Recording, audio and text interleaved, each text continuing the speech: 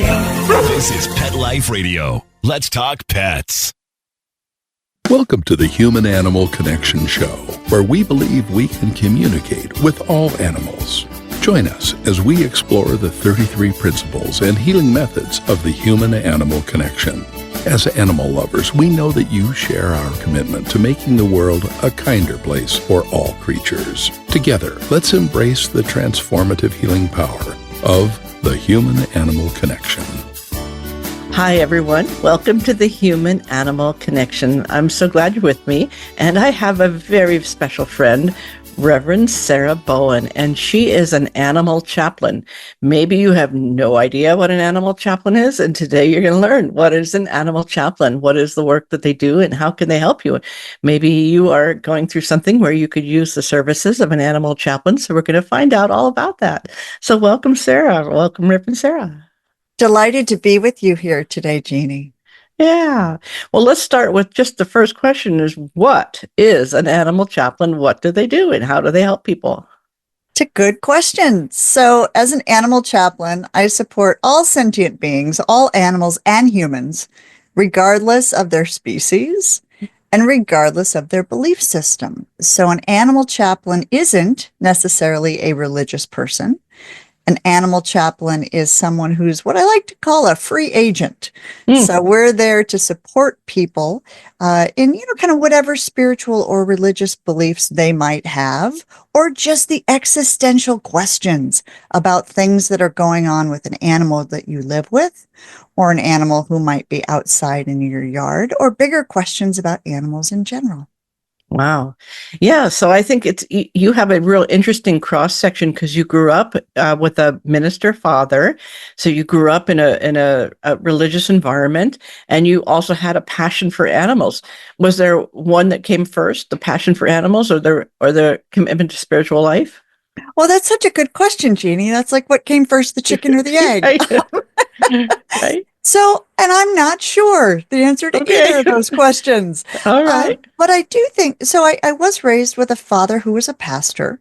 And so, that colored the way that we grew up. It was, my father was very passionate about social justice and very passionate about helping connect people and community to different services that they needed for their own thriving and their well-being. And we were also, often taken to weddings and funerals and funeral homes and hospitals and, that kind of stuff on the way to swim practice or, after school. So we got to see this other side of caring for people that many kids may not have if your parent was not involved in some sort of human services field.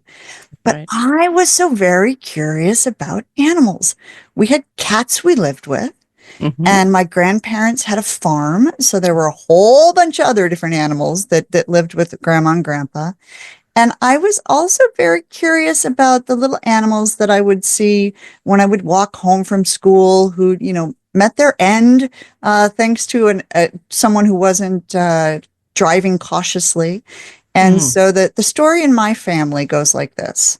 When Sarah was young, she used to pick up tiny little roadkill chipmunks, put them in her lunchbox, take them home, and give them funerals, which I did. And I would steal my father's clergy shirts and give them a little service and say, "May the force be with you, chipmunk." And, I was just very concerned about animal lives and also, those kind of tougher, tender topics.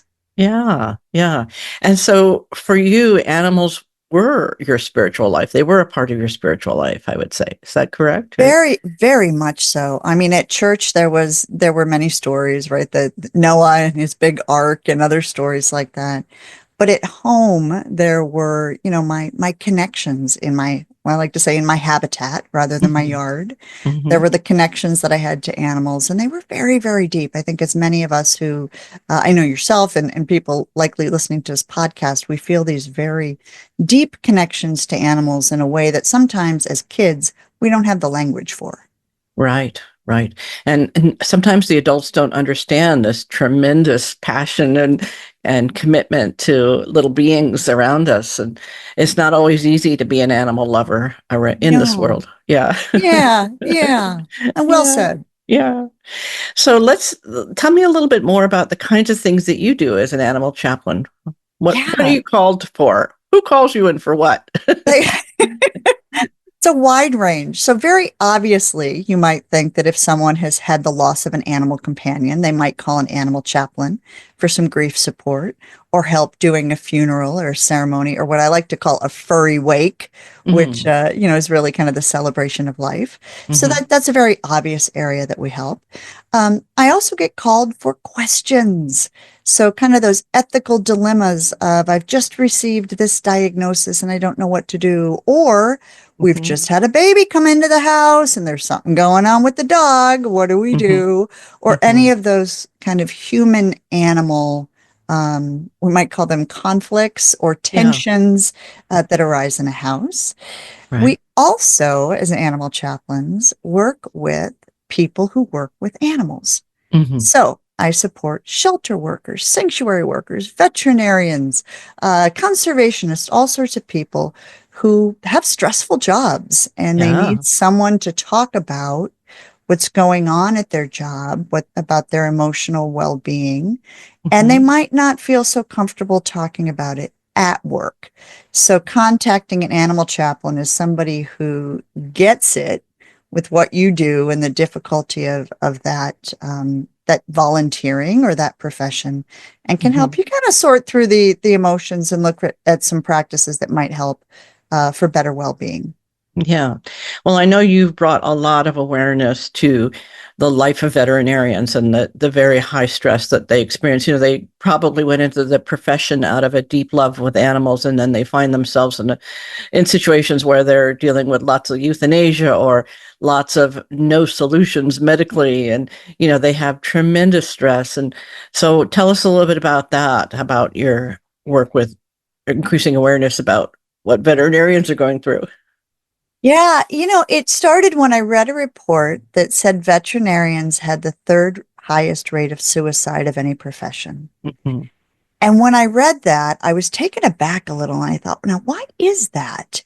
And Jeannie, you've just described some of the reasons why that can be so difficult. Think about going into a profession where, you love animals, you want to help animals, you want to save animals, and yet our systems and our structures, kind of are working against you with that. Yeah. Huh. And so I started doing a lot of talking with veterinarians about, hey, what's going on? What kind of support do you have? And we started doing workshops at veterinary hospitals, at different types of clinics, and said, let's work on a couple things. Let's figure out how to get some self-care in here. Mm-hmm. Let's also figure out how that we might educate the people who come into a veterinary clinic a little bit about, your job and what your role is. And let's also attend to that kind of the end and the loss piece, what I like to call sacred sendoffs, and Mm-hmm. how people can honor those beings that don't go back out the door. The whole kind of thing. And we've had some really great response from veterinarians, also vet techs, Mm-hmm. people who work the front desk. Right. There's a whole staff that goes on in these type of contexts that needs some support. So we're working on that. And we also do, we've been to the American Holistic Veterinary Medical Association, the Mm-hmm. AHVMA conference, and, just talk with vets and say, tell us what's going on. We're like that safe space Yeah. to be Yeah. able to help you process what's going on, whether you're a pet person or a veterinarian. Mm-hmm. Yeah, and I think most people walking through the doors of a veterinary office are probably worried, if not deeply terrified, coming in, because they're not coming because their animal's feeling well too often. And maybe there's that yearly checkup, but for the most part, they're in high stress, and veterinarians are having to deal with that energy and without any training in veterinary school for how to deal with the human emotional element. You know what I mean? It's like they need a psychology degree or something to help them. And yet, they're without those tools because they were trained to work with the animals, and there's a human attached to that animal, and that human There has. is. There is. I often go with people to the vet. So if someone's stressed out about going to an appointment because of what's going on with an animal that they love, I'll go with them to help manage their emotions Yeah. and to help with that connection through ever, what they're hearing and processing. It can be so hard So hard. when you Yeah. start to hear things and, so I think any support that we can give people for that. I read a report recently that, well, it didn't surprise me, but it said that cats get less veterinary care than dogs because it's so darn hard to get them in the cat carrier, right? I'm a cat Yes. house, so I know this Yes. one. Yes. How can we help people with that aspect of this too? If you have a stressful cat, a stressed out cat, for, more easily convincing them that perhaps getting in the carrier might be in their best interest today. Right. Well, I heard Rupert Sheldrake wrote a book called When Animals Who Know When Their Owners Are Coming Home. And he tells the story about most vets in England will not accept appointments for cats because the cats tend to know even before you get the cat carrier out. They know the night before you're going to the Do vet. So they they don't take do? appointments. They say, well, bring them in when you can. That's When it. you can, when you can. I love that. I love that. We have a big pair of ski gloves over here for one of my cats who was, had a lot of trauma in his shelter.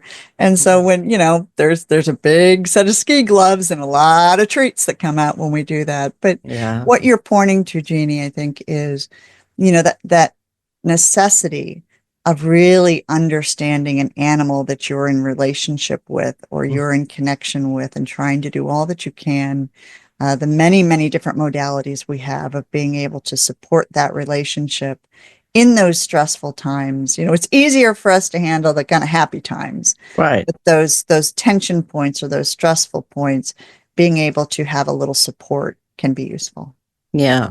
Well, can I ask you a big question? I love big questions. Go All for it. right. Well, so the big question, and I'm sure people have asked you this a million times, but do animals have souls? That's the $1 million The question. $1 million question.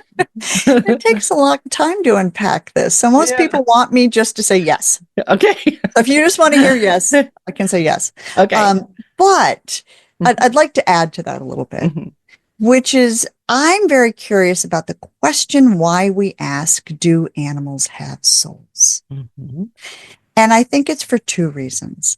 One is that some of us received messages growing up that animals didn't, that animals were somehow lesser than humans. Humans had souls, animals didn't. Mhm. And so we're seeking some sort of confirmation that what we feel in our experience, which is that animals have as much value as or as rich internal lives as as humans. So I think that's Mhm. one reason. I think the second reason we ask why do animals have souls is because we're concerned when they transition about the what's next. And if we have some confirmation that an animal has a soul, then we're more likely to believe that, and to experience that whatever comes next is going to be a positive experience for that animal. Mhm. What is interesting from an interfaith perspective, I'm an interfaith, again, a free agent, so willing Mhm. to look at all of the world's wisdom, traditions, and philosophies. There are so many different words for this soul. Right. Soul, spirit, chi, prana, kla. There are all these different types of words, and they mean slightly different things, but they all speak to this idea that whatever that essence that humans have, that animals also have this kind of essence that we Mhm. experience. Mhm. So you may be, soul may be your word for it.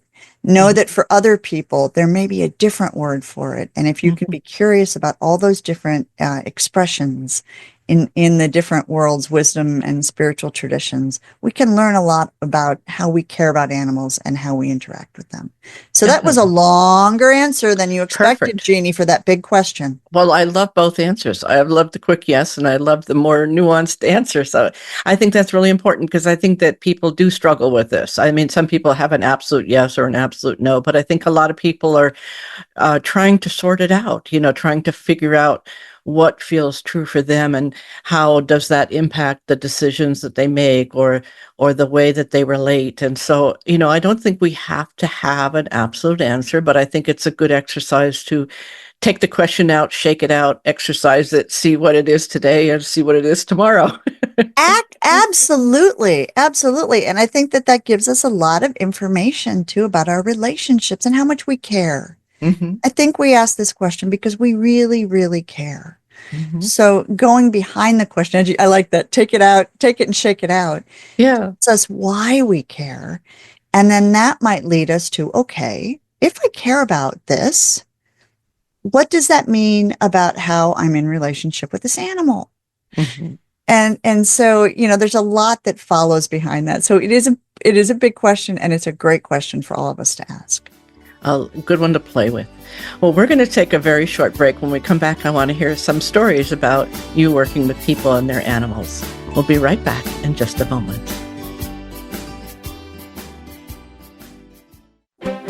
You know the expression, cats have 9 lives. Well, what if you can give them one more? The Give Them 10 movement is on a mission to help give cats an extra life.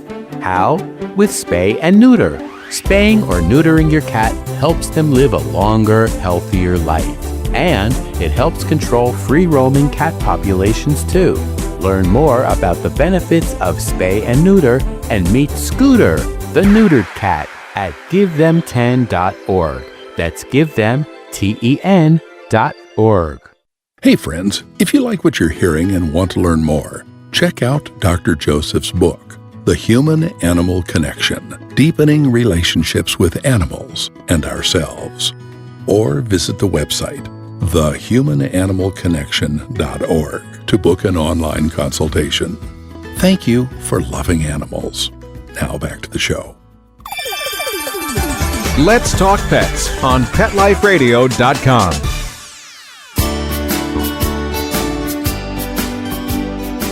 Welcome back to the Human Animal Connection, where I'm speaking with Reverend Sarah Bowen, and she is an animal chaplain. And so you must get some unusual calls because people come from all different belief systems and have all different needs. Can you share a story with us of a memorable experience with a client who needed an animal chaplain? Certainly can.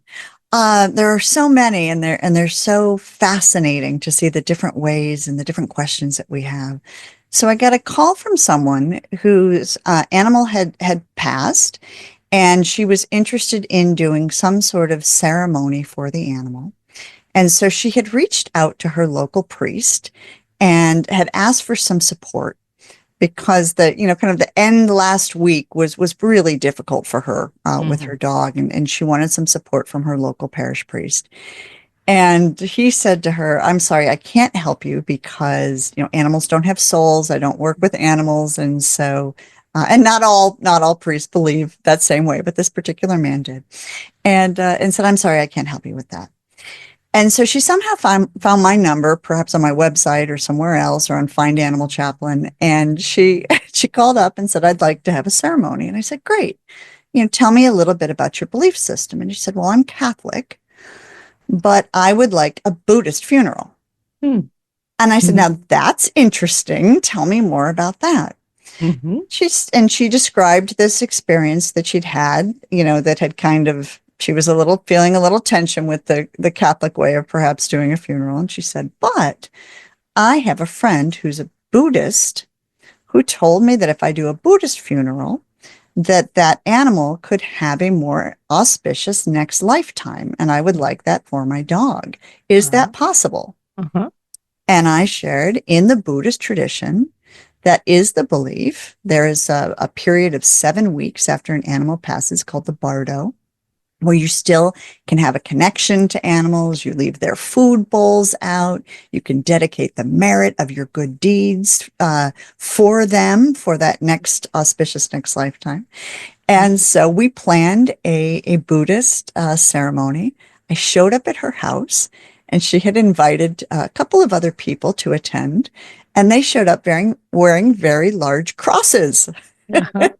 So at that point, we ended up with kind of a Catholic/Buddhist animal something or other that defies the name of what we might call it, but was incredibly meaningful to all who were involved. We did some beautiful practices with writing prayers and on beautiful joss paper, and then burning those. The belief in Buddhism is that the as you burn those prayers, they go to the animal up through the smoke. Mm. And and then we had some Christian prayers tossed in there too. So I like this story, to wrap it up, Jeannie, Mhm. because it shows that sometimes our beliefs and practices that are meaningful to us might come from a couple of different traditions or a couple of different things we've assembled along the way in our spiritual journey, and being able to attest to our traditions and also be open to new ideas can really make meaning and really kind of frame that transition as something that might be something useful also to the animal past their life with us, if that makes any sense. Absolutely. And I just love the flexibility of really being able to say, what does this person need in this moment? And what does this, how can we be of service to them, rather than saying, well, this is the one way I do things, you know? Exactly, exactly. Animal chaplains, the first thing that we do with anyone is something called, a spiritual inquiry. So Mhm, what we want to know is, what do you believe? What's important to you? Tell mhm. me about your relationship with this animal, and let's figure something out Yeah, that's going to be helpful to you. People right. sometimes call me also after an animal has passed to ask me about what to do with the animal who's still in the home, who's Yeah. also grieving. And so Yes. that can become another piece. And number one recommendation for that is don't remove all the Amazon boxes Hmm. that your cat loved, because Hmm. another cat may find comfort in those Amazon boxes. Hmm. Yeah. That still smell like the person they lived with. So there can be a lot of flexibility in the way that we look at, this time, which can be hard for us. Or if Mhm. you're supported, it can actually be a time of tender kind of beauty and reflection. Yes, definitely so, definitely so. And I know that you've done small ceremonies, you've also participated in rather large ceremonies. I think you went to an event for was it a lion or a tiger? It 5,000 was people. a mountain Oh, lion. mountain So, lion. yeah. So those of you who might be living near LA Yeah. might remember P22, so Yeah. named because P22 was the 22nd puma in a national park survey. They number the animals.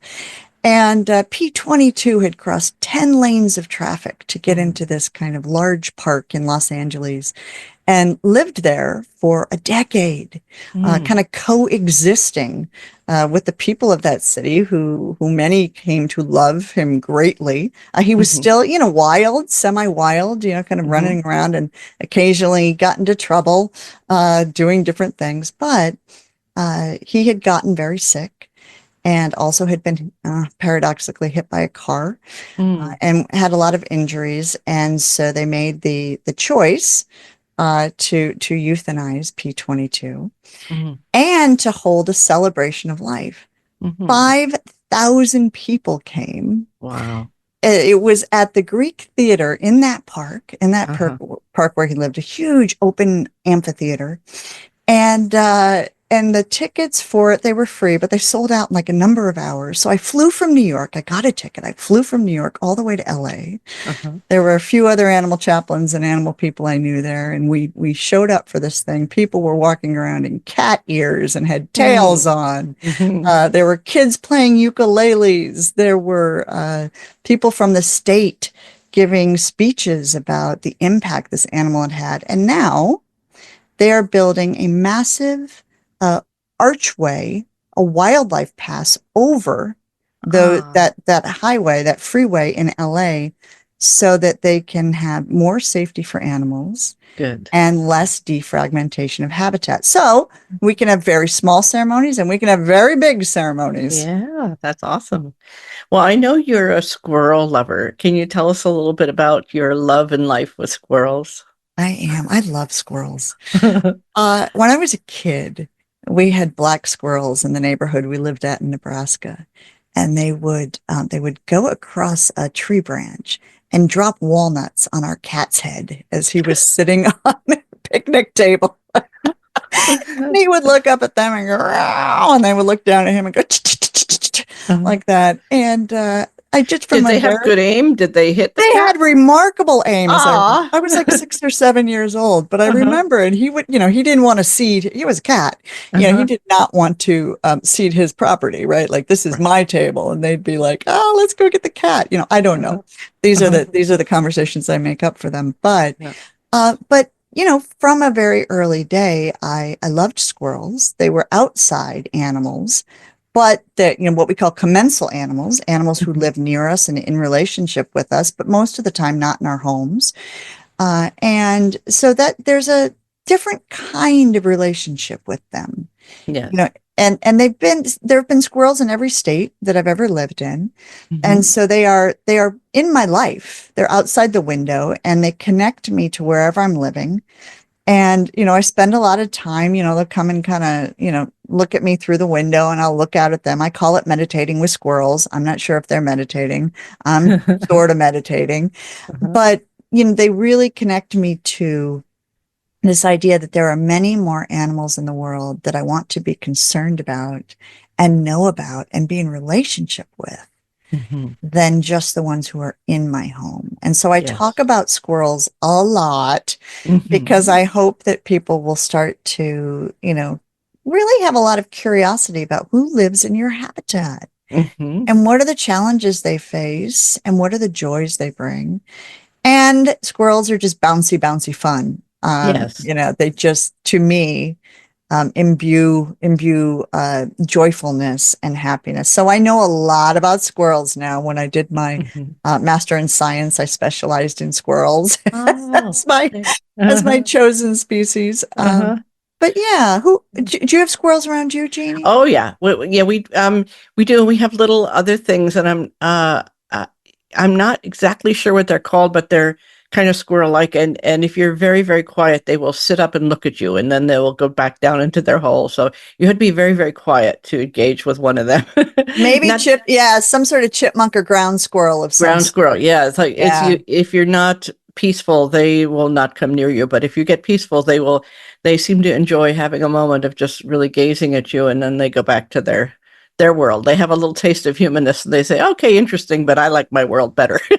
Well, and I think that you hit on a great point there, Jeannie, which is it really teaches us to, if we want to observe wildlife, we have to get quiet. We have to get calm. We have to take some deep breaths. We need to be still. Mhm. And these days we are not used to doing that. And That's right. so when we can, and I'm one to talk because I'm flitting Mhm. from here to there all the time. Mhm. So being able to go, and I recommend people do a practice called Good Morning Habitat every morning and just sit outside for 5 minutes with your coffee or your tea. Or if it's cold and you don't want to, look out a window and just attune yourself to, the birds who are living outside, the animals, if it's snowy, the tracks that are in the snow, who visited overnight. Mhm. And we have some evidence on this now that it can really have a great impact on our blood pressure, on Mhm. our stress level, on our mental well-being. And it's very, very easy. Yes. It's Yes. easy, just a few minutes. Looking at green for 60 seconds can lower your blood pressure, folks. Wow. Wow. So That's try awesome. Good Morning Habitat tomorrow. Yeah, I love it. I have wild rabbits in my yard. I'm very lucky to have them. So they are fun. There are lots of life Yeah, outside the window. yeah. Yeah. Well, good. Well, how can people get a hold of you or learn more? Or maybe some people even want to become an animal chaplain. So how can they find you?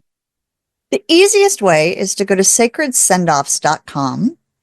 And that is the website that has my book, Sacred Sendoffs, which is all about animals, as well as links to our animal chaplaincy training program at the Compassion Consortium and other workshops that I might be doing as well.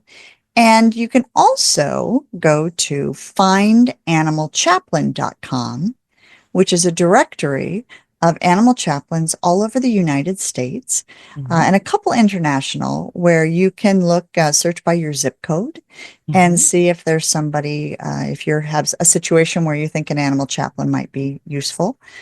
click there. You can look at the different bios of people and who's in your area. Most of them meet by Zoom too, or telephone. Mm-hmm. So you can pick somebody in a different state. Mm-hmm. But I think those two resources can give you a lot of information about what we animal chaplains do. Yeah. And if anyone would like to talk about becoming an animal chaplain, on my website, there's a link there that you can contact me, and I'd be happy to talk to you about it. I think the more of us who are called to this work to support humans and to support animals, the better. So happy to help with anyone. Happy to help talk to anyone about whether this might be something you'd like to add to what you do. Mm-hmm. Well, I know you can find me on that site since I'm one of your students in your second cohort. That was really a wonderful experience. And I remember our first conversation, and I said to you, well, I want to do like all the spiritual stuff with animals, like all the deep loving, getting present, all that great stuff. I don't want to deal with too much death. And of course, after I graduated and was ordained, my first call was someone who had 2 dogs that were very, very deeply bonded, and one had a stroke and was ready to go, and the other one wasn't, and she needed help with deciding what to do. Should they both be euthanized so they could go together? And it was a very beautiful experience to be with her and help her and her husband with the passing of these 2 dogs. And it was a lovely home euthanasia. And it was sort of ironic that I said, I don't want to deal with death, but death is part of life. And it was quite a beautiful experience. It definitely deepened my capacity to have that experience. It is. And I think, we deal with both sides. We deal with the thriving and then also with the transition. But I always think for people, animals, I think, they most need us at that time that we might be afraid of.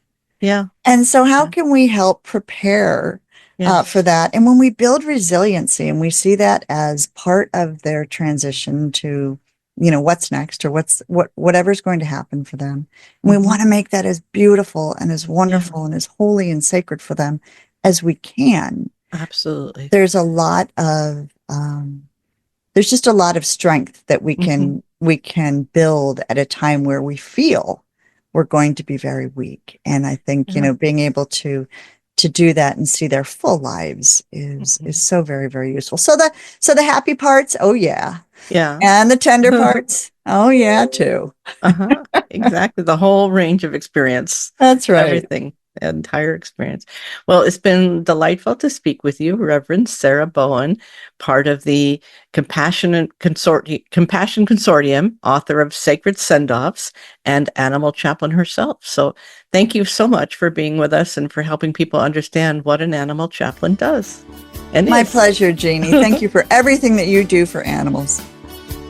We'll see you soon. We'll say aloha for now. Thanks for listening to the Human-Animal Connection. Thank you for tuning in to the Human-Animal Connection show. Please visit our website, thehumananimalconnection.org. There you can sign up for our free email newsletter, book a consultation, or check out our blogs and resources. Our best-selling book, The Human-Animal Connection, is available on Amazon, and your donation of any amount keeps our nonprofit organization providing life-changing services. Let's Talk Pets, every week on demand, only on PetLifeRadio.com.